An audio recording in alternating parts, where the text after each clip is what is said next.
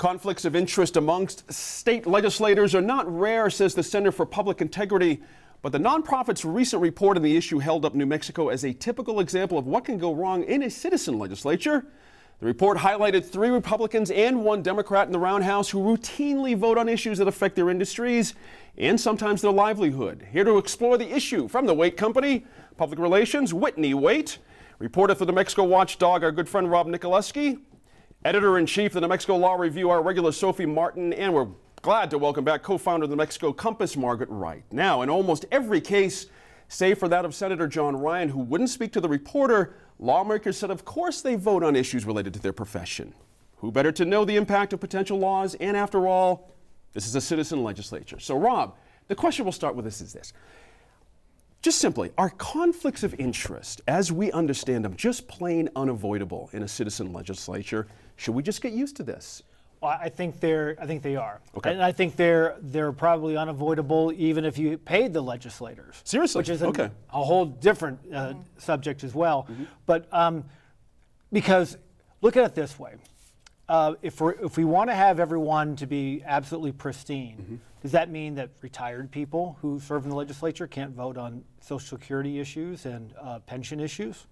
Does that mean that someone who's retired, or someone like Don Bratton, the minority leader in the House, who's a retired oil executive, he can't weigh in on oil and natural gas How about issues? this? As long as neither one of those gentlemen have a direct financial interest, what would be the issue? So if there was a direct financial interest, what's your thought there? Well, then here's an extension of that. Okay. Mimi Stewart is a retired teacher. She gets a pension from ERB. Larry Larrañaga, Republican, in the interest of fairness. He gets a pension from, I believe, from the Public Employees Retirement Association. It means that they can't vote on things. I think that we end up parsing this thing to such a degree, and I mentioned this to the reporter who wrote that story. Okay. I'm all for let's have ethical behavior, but I think that regardless of the situation, you're going to end up having conflicts. Okay. Whitney, interesting. I want to pose the same question that I did to Rob a second ago about, financial gain. Mm-hmm. Most folks can understand that's a conflict of interest. Mm-hmm. But there's other ways this can seem very slippery, where if they're representing an association perhaps, mm-hmm. or the representative is actually tangentially, connected to something, it's very hard to track who benefits where from a vote.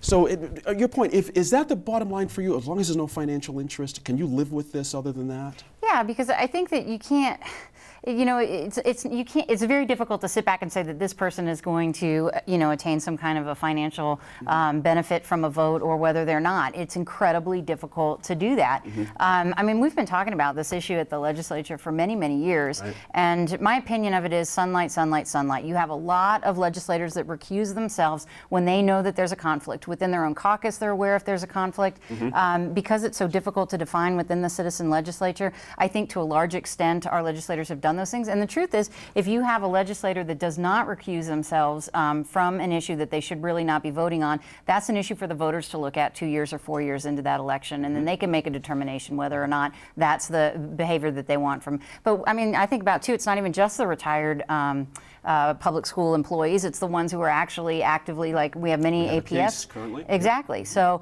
where do you draw the line? It's incredibly difficult. Whitney just brought up a word, recuse, mm-hmm. or to recuse oneself. Mm-hmm. And as it stands now, we have to rely on legislators to report. To self-police themselves. And, Exactly. And I wanted to say, Gene, I want to point out that I provided some volunteer legal research for the report mm-hmm. that came out a year ago from the Center for Public Integrity on which a lot of this discussion is based. Okay. So you're not going to comment. We actually, but I didn't make any money on it. I actually think it's useful to, we say, oh, it's so difficult, oh, it's so hard, but actually we have laws that govern our nonprofits. And I think that it's actually a reasonable comparison because our nonprofits are sort of stewards of the public good. That's why they get tax exemptions, et cetera. And here's what happens with nonprofits. If you're on a board of a nonprofit and you stand to benefit financially, a family member will benefit financially, someone will benefit financially who is your supervisor, who pays you, who you have a contract with, something like that. The money's going to flow downstream to you.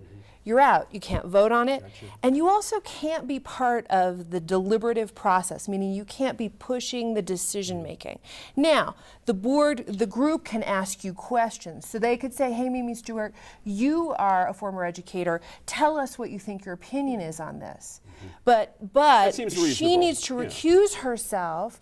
These other folks need to recuse themselves from the decision making And you in would order have to to get keep rid it of the clean. entire committee, like the not have education a quorum. committee. It's a You real wouldn't have anybody challenge to- in terms of how Yeah. they set up the committees. But if we want clean governance, and we certainly want it in other areas, I tend to think we want it here, it's something that we need to at least look at. One of the terrible things about New Mexico is that it's entirely self-policing. And there is no body that would turn and say, hey, Jack Ryan, you are a lobbyist, admittedly in DC, but still, you're a lobbyist making money on some of the same projects that you're voting for here in New Mexico. That's got to stop. Now, we see the sunlight coming from reporting, but are the voters going to remember that? I don't know. I think there needs to be a policing mechanism within the get to legislature. that. That's an interesting point there, because there are people who have tried to do that. You mentioned Mimi Stewart a second ago. She fought at that for a long time. But Margaret Wright, what's interesting to me, what I got out of this article in the quotes from our local folk was a very interesting sense of I built this, meaning this really interesting attitude like I'm the only one in this state, in this building, who knows this issue. So therefore, we are lucky to have me voting on this issue because nobody else knows about it.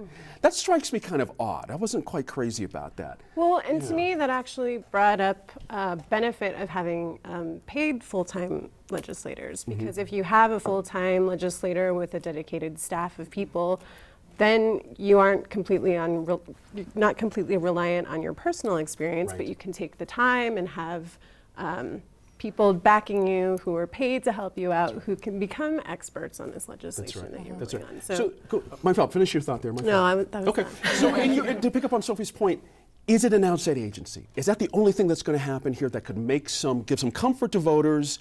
Have those decisions made that Whitney just, some reason for the voter to say, hey, look, I'm not so crazy about the way this is done. I think the fact Outside that agency? we don't have an independent ethics commission is a really big deal. And the fact that there isn't as much transparency as there could be as far as asset disclosure, and that those documents aren't always as accessible and readable to the general public as they should be. All of those things are points that I think we need to be taking into consideration. Sure. I want to stay with Whitney and our point over on this side of the table, Rob, and that is the idea that in any democracy, the voter has to have a say in this. If they disapprove, they have a mechanism. But if we have no mechanism, we have a problem, it seems to me, if it's just self-reporting. What's your idea on what a next potential step that you could be comfortable with in watchdogging these kinds of things? I don't know if there is one. I mean, I think you have to rely on the judgment of the voters, and you have to rely on the integrity in varying degrees of the legislators. Because, for example, if we're going to start paying people, then we have to start, that brings up the question, how much are we going to pay? Gotcha, yeah. They meet for 60 days every other year, 30 days every other year. There's no requirement that they have to go to interim committees. So what's the right amount of money? $20,000, $50,000, $75,000?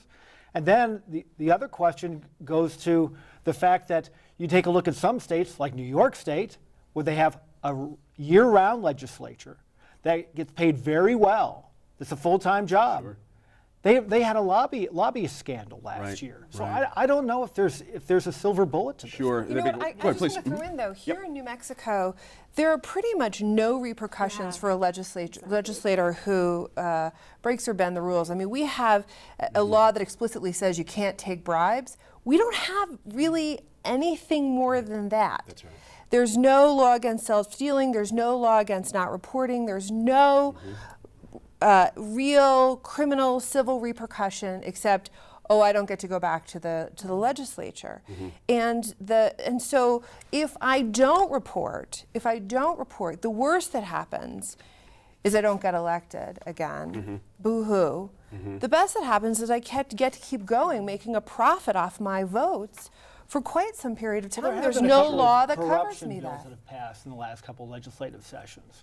I remember that Bill Payne had one. It's not- it's not- And Ken Martinez But had do one they as have well. practical teeth? They're not doing it. The other thing that I'll say too, Gene, is that I absolutely support paying our legislators and making them more full-time. I mean, it's not a Republican position at all, but I completely agree with that. Not because I think it would necessarily end any kind of corruption, but because it will, hopefully, or would, level out the playing field in terms of the type of people that are running for office and representing us. Because right now we have rich people, we have lawyers who can take the time off, we have and retirees, yeah. and you know, God love them for serving and doing this. But if it paid enough that somebody could actually live and feed a family off of, then you would have nurses that would, you know, hopefully run, and accountants that would run, and so you wouldn't That's have the this, theory. you know, Right, this, exactly. you know, look at lobbyists, heavy look at lobbyists or oil and gas executives and that kind of thing. That's right. So that would be my recommendation. I think it'd be a good start. That's good to think about for all of us over the weekend, because that's an interesting idea. Now, after the break, Michelle Lujan Grisham.